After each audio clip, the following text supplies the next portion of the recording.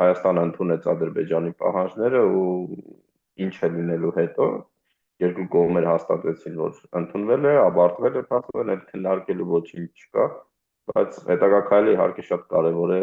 ստորագրումը երբ է լինելու եւ ինչ արդյունքներ է դա տալու, հա։ Ու նաեւ պայմանագրից դուրս թեմաները ինչ ազդեցություն են ունենալու հետագա հայ-ադրբեջանական գործընթացի վրա, այդտեղ կա երկու կետ, որի մասին հիշատակ է Ջեհուն Բայրամովը, դա սահմանադրության փոփոխության եւ Մինսկի խմբի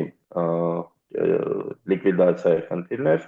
մենք գիտենք կա նաև կոմունիկացիաների խնդիրը, որի մասին Ադրբեջանը պարբերաբար խոսում է այսպես կոչված միջանցքի ձևաչափով,